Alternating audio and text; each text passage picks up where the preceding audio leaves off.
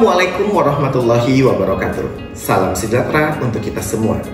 Perkenalkan, nama saya Dr. Riga SPD MSI. Saya merupakan salah seorang dosen di Departemen Kimia, Fakultas Matematika dan Ilmu Pengetahuan Alam Universitas Negeri Padang. Saya bergabung menjadi bagian keluarga besar Departemen Kimia FMIPA UNP sejak tahun 2021. Pada kesempatan ini, saya akan membuat video berkaitan dengan pernyataan diri dosen dalam unjuk kerja Tridharma Perguruan Tinggi atau PDD UKT-PT dalam bidang pengajaran. Video ini merupakan salah satu instrumen penilaian untuk sertifikasi dosen atau SERDOS pada tahun ini. Video bidang pengajaran ini akan membahas salah satu mata kuliah yang telah saya ampu sejak tahun 2021, yaitu Kimia Organik 1. Menurut struktur kurikulum, mata kuliah ini merupakan mata kuliah wajib yang terletak pada semester 3. Adapun bobot SKS untuk mata kuliah ini adalah 4 SKS yang terdiri dari 3 SKS teori dan 1 SKS praktikum. Adapun deskripsi untuk mata kuliah ini adalah mata kuliah ini mencakup kemampuan berpikir kritis dalam materi ikatan kovalen senyawa karbon atau kekasan atau karbon, muatan formal, tarikan antar molekul, hibridisasi dari atom pada senyawa organik, pembentukan ikatan sigma dan ikatan V, resonansi, dan pemisahan fraksi minyak bumi. Selain itu, Kimia Organik 1 juga membahas struktur, sifat fisika, sifat kimia, serta kegunaan dari senyawa-senyawa alkana, alkena, alkuna, alkohol, eter, alkil halida, senyawa aromatik, aldehid, keton, dan asam karboksila. Mata kuliah ini dilaksanakan 2 kali dalam 1 minggu, 1 kali untuk perkuliahan teori dan pertemuan lainnya untuk perkuliahan praktikum. Mata kuliah ini memiliki capaian pembelajaran lulusan atau CPL singkat, CPL pengetahuan, CPL keterampilan umum, dan CPL keterampilan khusus. CPL tersebut diturunkan sehingga Kimia Organik 1 memiliki 4 capaian pembelajaran mata kuliah atau CPMK. Adapun keempat CPMK untuk Kimia Organik 1 adalah CPMK 1 menggambarkan rumus struktur termampatkan dan rumus struktur mampat termampatkan dari senyawa organik. CPMK 2 menganalisis senyawa organik berdasarkan ikatan kovalen, kepolaran ikatan, muatan formal, dan hibridisasi yang akan mempengaruhi panjang ikatan dan bentuk molekul. CPMK 3 menganalisis karakterisasi senyawa organik berdasarkan gugus fungsi antara lain alkana, alkena, alkuna, alkohol, eter, alkil halida, senyawa aromatik, aldehid, keton, dan asam karboksila. CPMK 4 mengidentifikasi gugus-gugus fungsi senyawa organik melalui praktikum. Untuk mencapai keempat CPMK tersebut, materi yang akan disampaikan pada mata kuliah Kimia Organik 1 ini antara lain: pertama, pengenalan kimia organik; kedua, ikatan dan struktur pada senyawa organik; ketiga, hidrokarbon; keempat, benzena; kelima, alkil halida; keenam, alkohol; ketujuh, eter dan tiol; kedelapan, aldehid dan keton; dan kesembilan, asam karboksila. Merujuk pada LPS, penilaian yang akan dilakukan pada mata kuliah Kimia Organik 1 ini terdiri dari: yang pertama, ujian tengah semester dengan bobot 25%, tugas mandiri dan kelompok dengan bobot 5%, praktikum dengan bobot 15%, dan proyek serta case method dengan bobot 55%. Semua hal tersebut, CPMK, materi, dan evaluasi perkuliahan telah dijelaskan pada awal perkuliahan sehingga mahasiswa dapat mengetahui kegiatan perkuliahan selama 1 semester. Lebih lanjut, kontrak perkuliahan yang berisi hak dan kewajiban dosen dan mahasiswa selama proses perkuliahan sudah disepakati dan ditandatangani pada awal perkuliahan. Pada video ini, saya akan membuat video perkuliahan dari salah satu pertemuan di Kimia Organik 1, yaitu minggu ke-10, di mana pada minggu ini CPMK-nya merupakan CPMK 3 dengan sub CPMK meramalkan reaksi-reaksi pada senyawa alkil halida. Sistem pembelajaran pada video perkuliahan ini adalah blended system, yaitu sinkronos melalui proses tatap muka dan asinkronos menggunakan LMS UNP, yaitu e-learning.unp.ic.id pada semester sebelumnya dan smile.unp.ic.id pada semester ini. Sebelum melakukan perkuliahan, materi dan bahan ajar terkait topik setiap minggunya, terutama pada topik pada alkil halida, telah saya upload atau saya sematkan pada Learning Management System di UNP, dan saya mengarahkan mahasiswa untuk mempelajari dan memahami bahan ajar tersebut sebelum proses perkuliahan berlangsung. Pada saat perkuliahan berlangsung, saya menggunakan model perkuliahan ceramah, tanya jawab, dan diskusi. Berikut adalah cuplikan video terkait proses perkuliahan dari Kimia Organik 1, khususnya minggu ke-10 dengan topik reaksi-reaksi alkil halida. Selamat menyaksikan. Assalamualaikum warahmatullahi wabarakatuh. Waalaikumsalam warahmatullahi wabarakatuh. Selamat siang dan semoga mahasiswa sekalian dalam keadaan sehat. Oke ya, hari ini kita belajar lanjutan mata kuliah Kimia Organik 1 pada minggu ke-10. Sebelum memulai perkuliahan, seperti biasa silakan diambil dulu kalau ada sampah di sekitar tempat duduknya dan dimasukkan ke dalam plastik yang kita sepakati untuk bawa bersama sejak perkuliahan. Oke? Sudah? Oke, selanjutnya untuk proses perkuliahan ini dapat berjalan dengan lancar, mari kita berdoa menurut agama dan kepercayaan masing-masing. Berdoa dimulai. Oke, baik. Sebentar ya. Putri Amanda, Rahmat Adi Putra, Rara Safira, Cynthia Dwi Rahma. Oke, mana? Oh ya. Minggu lalu kita sudah membahas terkait dengan salah satu gugus fungsi dari senyawa organik, yaitu alkil halida. Hari ini kita akan melanjutkan materi yang masih berkaitan dengan alkil halida tersebut. Sebagai bahan untuk merefleksi, saya ingin bertanya, apakah mahasiswa, apakah saudara sekalian masih bisa memahami atau masih ingat terkait topik dari minggu kemarin? Kita tahu bahwa alkil halida itu rumusnya adalah RX. Oke, apa itu senyawa alkil halida? Ya, siapa namanya? Oke, Melati, silakan. Apa itu alkil halida? Alkil halida adalah senyawa yang memiliki gugus alkil dan halida. Yes, perfect. Yang mengandung gugus alkil dan mengandung gugus halida. Nah, halida itu termasuk ke dalam golongan berapa dalam sistem periode? 7A. Oke, ada F, ada S, ada I. Oke, perfect. Berdasarkan jenis atau tempat terikatnya gugus halida tersebut, alkil halida dibagi menjadi 3. Siapa yang masih ingat apa saja itu jenis alkil halidanya? Ya. Ada halida primer, sekunder, sama tersier. Iya, alkil halida primer, sekunder, dan tersier. Namanya Farah ya. Oke, baik sekali ya. Itu ada alkil halida primer, sekunder, dan tersier. Di mana jenis alkil halida ini akan menentukan salah satu dari parameter reaksi yang akan kita pelajari di kuliah tersebut. Maka kalau kamu tidak bisa membedakan ini alkil halida primer, sekunder, atau tersier, maka itu akan berpengaruh besar untuk mengidentifikasi jenis dan bagaimana mekanisme reaksinya. Oke, hari ini kita akan melanjutkan terkait dengan CPMK dan sub CPMK pada minggu sebelumnya. CPMK-nya masih sama, yaitu CPMK 3, yaitu menganalisis karakterisasi senyawa organik berdasarkan gugus fungsi antara lain alkana, alkena, alkuna, alkil, alkohol, eter, alkil halida, benzen, aldehid, keton, dan karboksila. Dan kebetulan kita ada di tahap alkil halida, di mana sub CPMK yang diharapkan adalah memahami struktur, sifat fisika, sintesis, dan reaksi dari senyawa halida. Ingat ya, sub CPMK ini untuk dua pertemuan ke-9 dan pertemuan ke-10. Pertemuan ke-9 kita sudah membahas struktur, sifat fisika, dan sintesis. Hari ini kita melanjutkan menuntaskan sub CPMK ini, yaitu terkait dengan reaksi dari alkil halida. Oke. ya. Kita akan cek.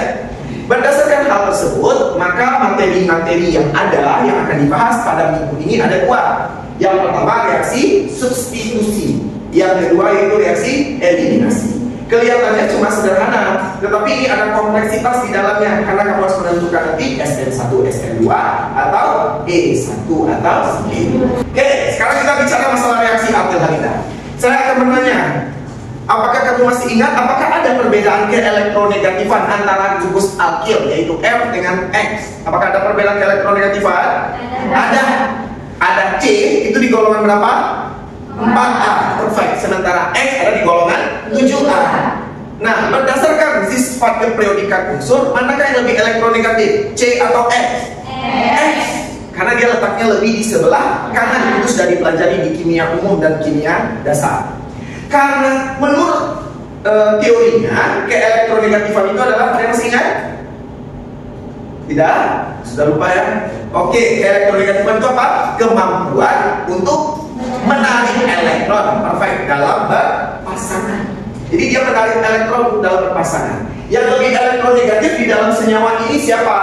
Apakah C atau X? X. Maka elektron lebih tertarik ke C atau ke X? X. Karena elektron lebih tertarik ke X, maka X akan bersifat parsial negatif.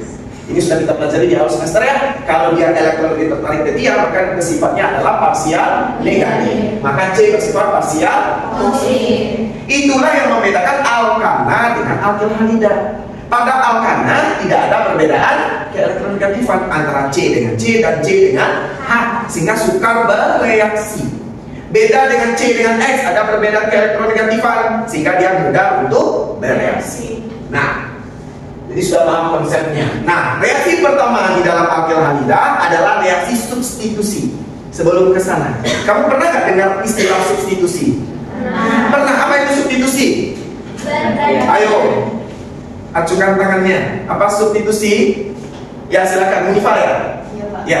Apa itu substitusi? Oh, pertukaran. Ya, pertukaran pergantian. Artinya substitusi kalau dari bahasanya adalah mengganti. Maka kita coba cek. Ini adalah rumus umum reaksi substitusi alkil-halida. Ada NU yang merupakan nukleofil. NX siapa ini? Alkil-halida. Sifatnya sebagai substrat. Kemudian setelah bereaksi dihasilkan RNU ditambah X-. Coba kamu cek di sini. Apa yang berbeda? Atau apa yang bertukar di sana? Digantikan oleh siapa? NU. Makanya disebut dengan substitusi nukleofilik. Kalau dengan demikian, ada yang bisa mendefinisikan apa itu reaksi substitusi nukleofilik? Ada? Kan tadi dia mengganti. Siapa yang diganti? X diganti dengan siapa? Nukleofil. Berarti kalau kita ramu itu, apa itu reaksi substitusi nukleofilik? Ayo, jangan takut. Siapa? Ya, jangan takut. Dwi, ya silakan Dwi. Apa itu reaksi substitusi nukleofil? Reaksi substitusi nukleofilik yaitu reaksi penggantian atom halida dengan nukleofil. Oke, reaksi penggantian, betul sekali. Reaksi penggantian suatu gugus X dari alkil-halida dengan suatu nukleofil. Itu sederhananya. Maka N-nukleofil itu akan menggantikan gugus pergi. Jadi nanti di dalam reaksi substitusi nukleofil itu ada istilahnya substrat. Substrat itu siapa? Alkil-halida. Yang digantikan siapa? X. X itu nanti disebut gugus pergi atau gugus lepas. Sementara N itu menyatakan apa? Nukleofil. Oke. Nah, masalahnya sekarang di dalam reaksi alkil-halida substitusi nukleofilik ini ada dua jenis substitusi nukleofiliknya. Yang pertama itu CH3Br ditambah NaOH dihasilkan produk dengan laju K2 dikali RBr dengan konsentrasi NaOH, itu disebut dengan SN2. Reaksi kedua juga alkil-halida menghasilkan produk lajunya K1 kali RBr disebut SN1. Oke, coba kamu perhatikan di sana. Apa yang membedakan keduanya antara reaksi 1 dengan reaksi 2? Laju, betul sekali. Bagaimana lajunya? Kalau di nomor 1 ada berapa?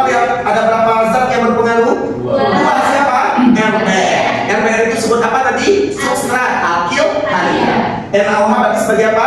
Nukleofil. Makanya disebut 2. Kenapa? Karena ada dua molekul yang terlibat dalam tahap penentu laju. Jadi kalau kamu mau menganalisis, lihat apa yang berbeda. Kalau yang nomor 2 ada berapa zat? Siapa itu? RX. RX itu siapa? Substrat atau alkil halida. Makanya disebut SN1.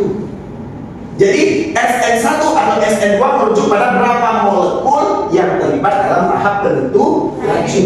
SN2 baik alkil halida maupun nukleofil yang terlibat. Kalau SN1 cuma satu molekul yang terlibat, yaitu alkil halida. Sekarang kita bedakan nih. Sekarang kita udah tahu nih perbedaan SN1 dan SN2. Sekarang kita cek nukleofilnya sama, yaitu OH-, betul nggak? NaOH terionisasi membentuk apa? Na+ dan OH-. OH- ini yang menjadi nukleofil.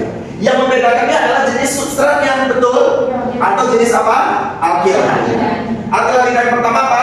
CH3CN. Itu alkil halida primer, sekunder atau tersier? Betul, primer. Maka SN2 lebih nyaman di alkil halida primer. Nanti kita bahas. Coba kita lihat di nomor 2 di SN1. Jadi alkil halidanya apa itu? Primer, sekunder atau tersier? Maka SN1 itu lebih suka menjalani pada alkil halida tersier. Oke, itu dulu ya, bahwa SN1 dan SN2 itu tergantung pada apa? Laju. Oke, sekarang kita akan membahas masing-masingnya secara detail. Kita akan membahas yang pertama, itu terkait dengan SN2. Supaya kamu tahu bahwa SN2 itu merujuk pada 3 kata. S itu merujuk pada apa? Substitusi. N itu merujuk pada nukleofil. 2 itu merujuk pada bimolekul. Bi itu adalah 2. Artinya nanti tadi sudah tahu bahwa ada berapa molekul yang terlibat dalam tahap penentu laju? 2. Maka di dalam tahap penentu laju ada 2. Siapa yang pertama? Alkil halida. Yang kedua ada siapa? Nukleofil. Kedua-duanya terlibat. Artinya di dalam kimia fisik, kita sudah juga pernah belajar di kimia umum, kimia dasar. Kalau dia menjadi tahap penentu laju, berubah konsentrasi alkil halida, berubah lajunya. Berubah konsentrasi nukleofil, berubah lajunya. Artinya perubahan konsentrasi keduanya akan mempengaruhi laju reaksi. Paham sampai di sini? Jadi kalau SN2 itu dua-duanya akan menentukan laju. Artinya perubahan konsentrasinya akan berpengaruh. Nah, kita akan cek nih dari mekanisme. Coba kita perhatikan. Coba kamu perhatikan contoh dari mekanisme SN1. Di sini adalah H ya, ada H contoh. Ini adalah reaksi SN2. Reaksinya OH- ditambah suatu alkil halida. Ini keadaan transisi. Lalu dihasilkan produk. Coba kamu cek dari sebelum kita ke mekanisme. Coba lihat. Ini reaktannya alkil halida. Br ada di posisi sebelah kiri atau sebelah kanan?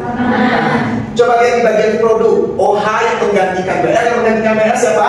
OH. Berarti OH disebut sebagai apa? Berarti OH menggantikan BR. Coba lihat posisinya. Sekarang OH ada di mana? Secara stereokimia itu berbeda. Jadi kita tahu nih di SN2 itu produk yang dihasilkan sama atau berbeda stereonya? Sama atau kebalikan? Kebalikan. Itu dia. Maka disebut dengan inversi. Jadi ingat ya, produk dari SN2 itu apa? Inversi. Yang artinya adalah kebalikan. Jadi berbeda. Kalau nanti dia produknya itu di atas, reaktornya di atas, yang lepasnya maka nukleofil dihasilkan di mana? Di bawah. Kalau di kiri maka dihasilkan di kanan, karena selalu berkebalikan. Apa sih yang menyebabkan berkebalikannya itu? Yang menyebabkan berkebalikannya itu adalah mekanismenya. Coba kamu cek mekanismenya. Oke, ini menyatakan OH-. OH- ini apa tadi? Nukleofil. Ini substratnya alkil halida. Ini keadaan transisi, ini produk. Coba kamu lihat. Bagaimana proses mekanismenya? Yang lepas yang BR, betul? Yang masuk siapa? Coba kamu lihat di keadaan transisinya. Bagaimana arah yang pergi dengan arah yang menyerang? Sama atau berbeda? Berbeda. Yang lepas itu dari arah kanan, yang menyerang pasti dari arah kiri. Dia nggak mau menyerang dari arah bersamaan. Jadi kalau yang mau lepas itu di arah bawah, maka menyerangnya dari mana? Atas. Begitu selalu SN2. Jadi mekanismenya apa? Penyerangan dari arah berlawanan. Karena dia menyerang dari arah berlawanan, maka produknya adalah inversi atau kebalikan. Jadi saya contohkan nih, ada suatu senyawa, di sini ada H, ya, di sini ada CH3, contoh, di sini ada H, oke, di sini ada Cl ditambah dengan OH-, ya. Nanti untuk menentukan ini SN1 SN2 akan kita pelajari lebih detail. Pertama, anggaplah ini menjalani reaksi SN2. Coba kamu cek di sana. Yang mau lepas di sini siapa? Cl bukan? Ya. Cl dianggap sebagai apa? Gugus lepas atau leaving group bahasa Inggrisnya, disimbolkan Lg. Sementara OH itu bertindak sebagai apa? Nuklear. Cl lepas, jadi mekanismenya itu penyerangan dari arah berlawanan. Sekarang mekanismenya itu serentak atau bertahap. Coba lihat. Apakah keluarnya Br dengan masuknya OH terjadi bersamaan atau terjadi secara terpisah? Bersamaan. Saat Br lepas, OH masuk, maka mekanismenya terjadi secara apa? Serentak atau bersamaan. Serentak. Maka coba kamu cek ini. Ini ada diagram energi. Di dalam diagram energi ini disebut sebagai apa? Reaktan. Ini disebut sebagai produk. Maka ini disebut sebagai apa? Keadaan transisi. Jadi puncaknya cuma satu. SN2 ada berapa molekul yang terlibat? 2. Tapi puncaknya hanya 1. Kenapa? Karena terjadi secara serentak.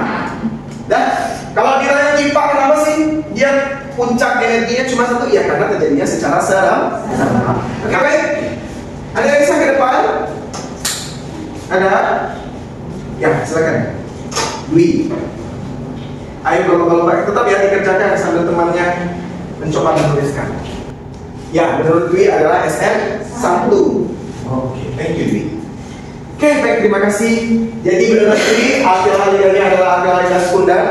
Maka mungkin SN1, mungkin SN2. Karena pelarutnya polar protik, H2O dapat membentuk ikatan hidrogen. Maka jenisnya SN1. SN1 berapa tahap mekanismenya? 2. Maka produknya ada berapa? 2. Ini adalah beta, maka produk yang pertama juga beta. Ini pakai tidak negatif? Tidak. Lalu ini yang kedua, produk yang kedua apa? Alfa. Jadi produknya 2. Pak, kenapa katanya tadi di atas dan di bawah? Kalau tidak ada alfa beta, baru tulis atas dan bawah. Tapi kalau ada beta dan alfa, kalau nanti SN2 beta produknya apa? Alfa. Tapi kalau dia beta di SN1 produknya 2 apa? Beta dan alfa. Mengerti? Jadi ingat ya, kalau nggak ada alfa beta baru atas bawah kiri kanan. Tapi kalau ada alfa beta, maka cukup alfa betanya yang divariasikan. Mengerti? Mengerti, Pak. Oke.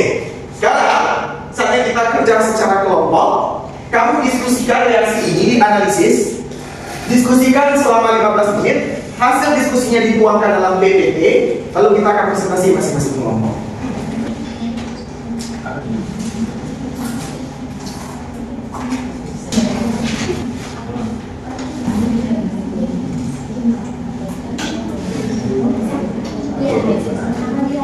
Silakan kelompok Dwi dan teman-teman di sini, Pak.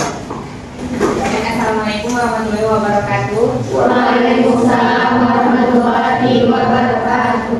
Baik, perkenalkan kami dari kelompok 1 yang beranggotakan Andi Pasrok, Rahmat Adi, Elvina Ises Tungkul, Putri Amarga, dan Dwi Ratika Putri akan mempresentasikan hasil diskusi kami terkait reaksi substitusi nukleotidik alkyl halida yang akan dijelaskan oleh teman saya Dwi Ratika kepada Dwi. Silakan.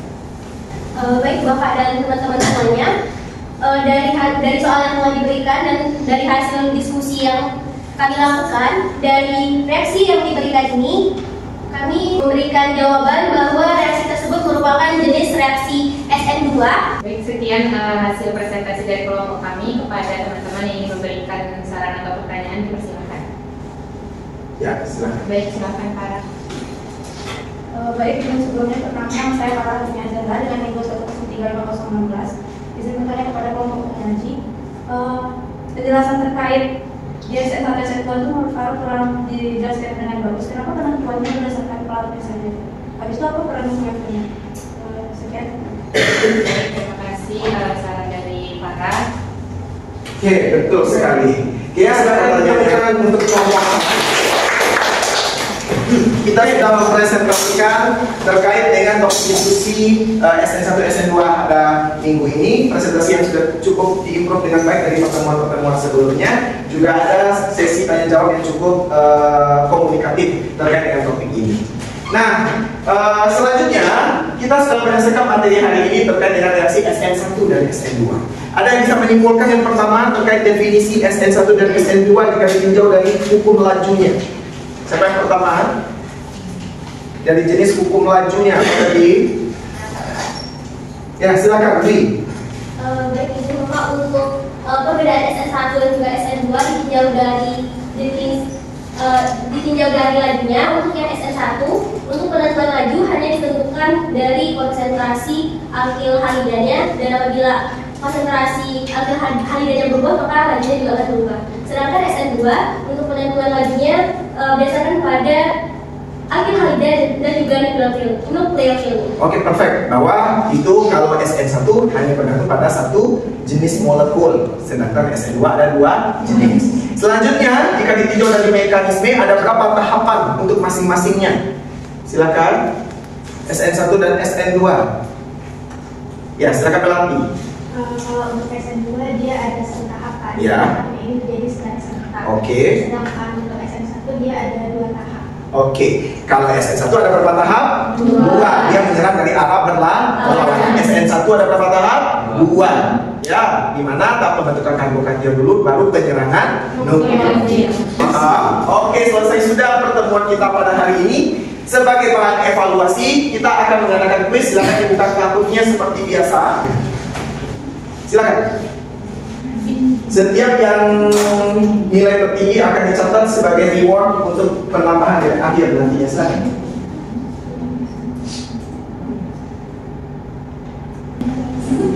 Sudah, kita mulai ya. Perhatikan soalnya baik-baik, lalu dijawab dengan cukup spesifik. Soal keempat. Oke, Erwin.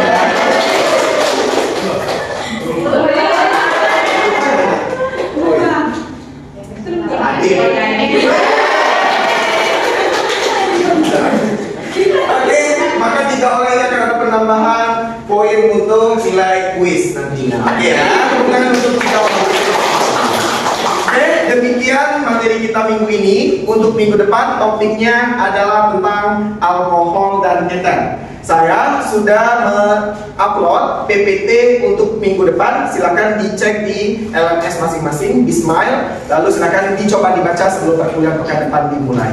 Sesuai dengan petunjuk minggu kemarin bahwa ada proyek atau ada case method atau ada proyek kelompok yang harus dikerjakan. Nanti kita akan bahas di pekan depan apa proyeknya, lalu kita berikan pengantar. Oke ya, apakah ada pertanyaan tentang perkuliahan hari ini? Semoga memahami apa yang saya sampaikan. Saya mohon maaf jika ada kesalahan. Terima kasih. Assalamualaikum warahmatullahi wabarakatuh. Demikianlah video pernyataan diri dosen dalam unjuk kerja tridharma perguruan tinggi atau PDD UKT-PT dalam bidang pengajaran. Terima kasih. Assalamualaikum warahmatullahi wabarakatuh.